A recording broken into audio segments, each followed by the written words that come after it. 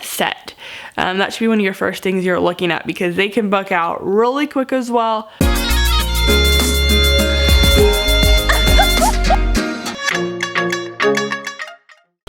Hey everybody, welcome back to my channel. You're having a great day, a great night. My name is Brianna, and today, if you saw in the title, we're gonna be going how to plan a wedding in 3 months.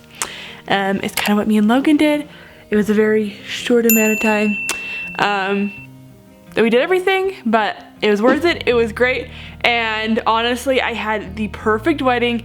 There was nothing that I felt like I had to cut corners on or didn't get because of the time frame at all, and so I was so happy. Everything went perfect down to like very little thing. The only thing was I had a brother who was late, but that's on his fault, and I don't feel like it was totally like bad. There was just like one photo he wasn't included in, but okay.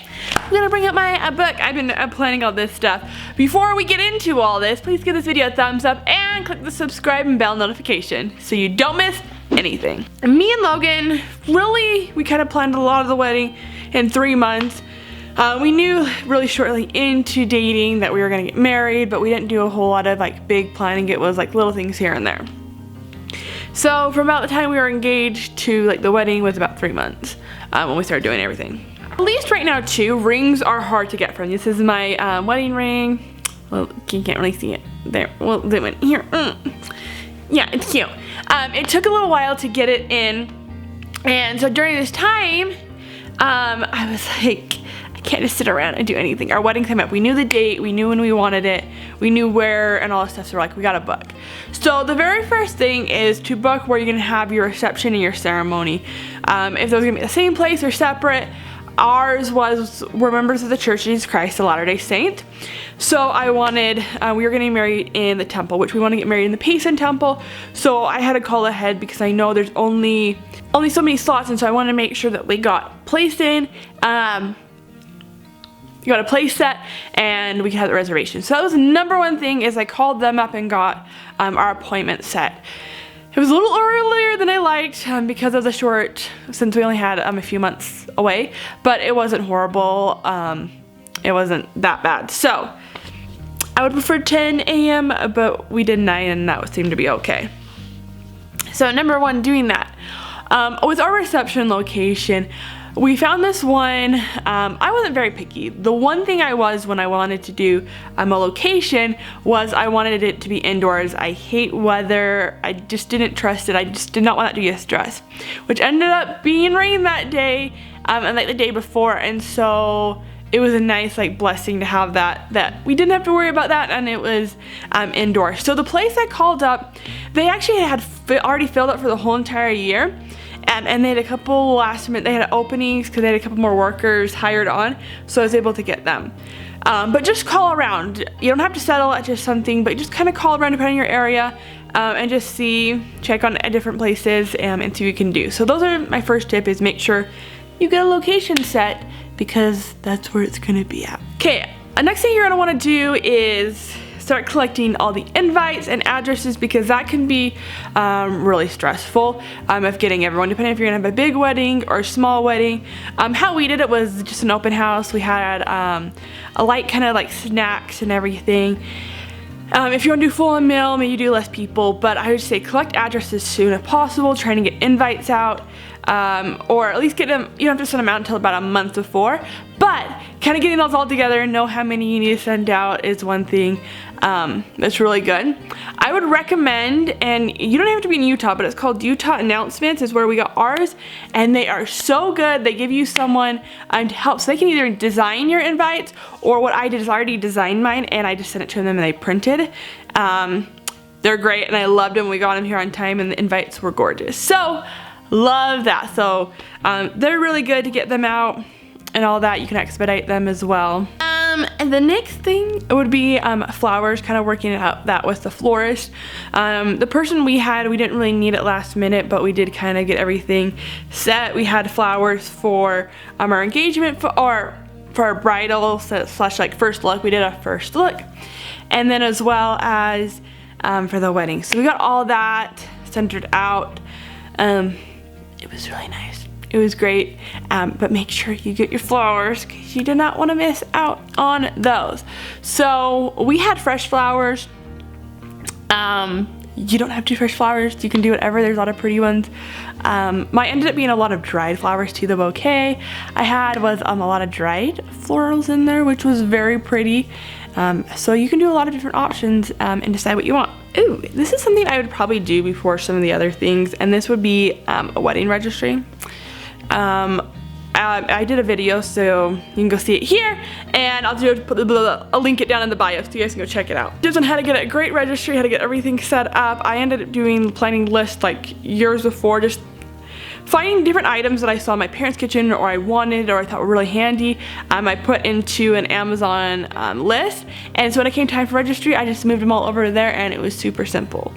So kind of get that all ready and set because you're gonna need that on your invites. So it's an important thing to get going and have ready. So this is all depending on where you're trying to go. Maybe you live, it might be harder or easier, but we ended up only getting my dress about a month before the wedding, and I still found the perfect dress. One thing you need to be cautious for, if you're getting your dress last minute, you might not be able to have time for alterations unless you have someone. If you have a family member or someone you know who does alterations, now make sure they know how to and they just aren't. Make sure you trust them and they actually know what they're doing, not just someone that can sew, but someone who can do alterations. And then you can get one a lot last minute. But if you're needing more time, I would say that's one of the first things you need to get. If you don't have someone, my dress ended up just being perfect how it was. I had no alterations. It like just fit me perfect, and I didn't need any of that. But if it wasn't the case, I do have family who could have done alterations if it came down to it. But yeah, I only got them like a week, or I got them like a month before. Shoes, you make sure you have shoes. This is when we first started, me and Logan started talking about getting married, and I was at the mall with a friend, and I was like, let's just look, because I don't even know what I want for shoes. I never could find any. And we're just like looking at one of the stores, and I was like, those are the shoes, and they fit, and I bought them, and it was super easy. So I got the shoes before I got the dress. But yeah, just kind of just look around and just see. You don't have to get them like that day you go looking, but just kind of get an idea of what you want. Veil, I ended up getting a veil from Amazon. It was gorgeous and had so many compliments and all that. So Amazon, great veils. For the win! And they're really not that pricey either. So if you're gonna get a veil, go off Amazon. They are gorgeous and I wasn't disappointed, so you know. The next thing is to get makeup and hair down. So, and I would try this out, especially if you do like bridal photos, a first look sort of thing.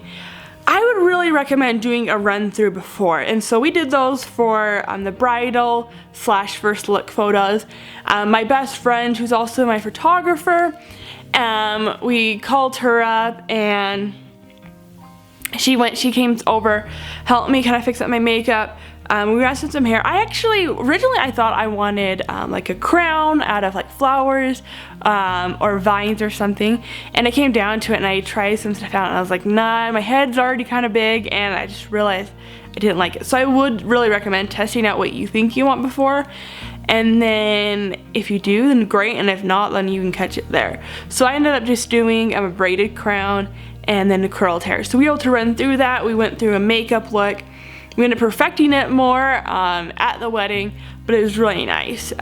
So we'll just watch. You don't even need to go for a lot of expensive hiring someone.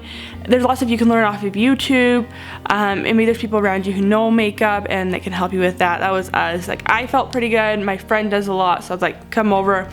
We did that with hair. I really just did my own hair, and it ended up being gorgeous. So a lot you can learn on YouTube. You can do that. The other thing, photographer and videographer. So my best friend, she was our photographer for bridals, the first look, and then for engagement photos. For the wedding, I had a different photographer and videographer, which I'm just so happy I got them too. They were my first choices, and so when I was able to get them, I was so happy. Just like their styles are great, and just the whole look. Gorgeous styles, everything turned out perfect. I've been so happy with the end products. So happy. So that was, if you want a photographer, well, I definitely say you get a photographer. If you have them funny, I take it a videographer too. The video, just the memories, and like just be able to rewatch that day and look at moments that you might have missed and you're so stressed about. Highly recommend. So that should actually be one of your first things you should be planning, is getting one of those set. That should be one of your first things you're looking at, because they can book out really quick as well. So try to get them kind of as soon as you know. I actually started reaching out to my photographer before we were even engaged, just because I was like, I don't want to miss her. So I got her, and then I found the videographer, and they were amazing. Okay, the last thing you want to make sure you get, and this depends on your state, all that. So in Utah, you need to get them a month before, and then as long as you get that within it, it's not going to expire. So make sure to get your license either going into a courthouse or wherever you need to in your state. We were able to do ours online, which was awesome. So just kind of finding out what you can do.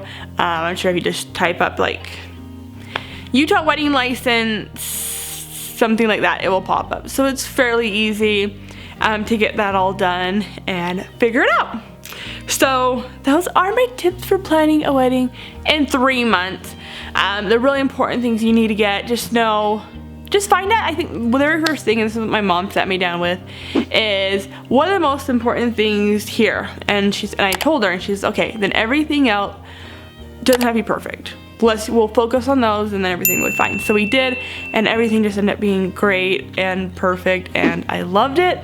I love being married now, and it is great. So I highly recommend getting married, you know? If you guys like this video, please give it a thumbs up. Push the subscribe button, because you don't want to miss out on any more wonderful content.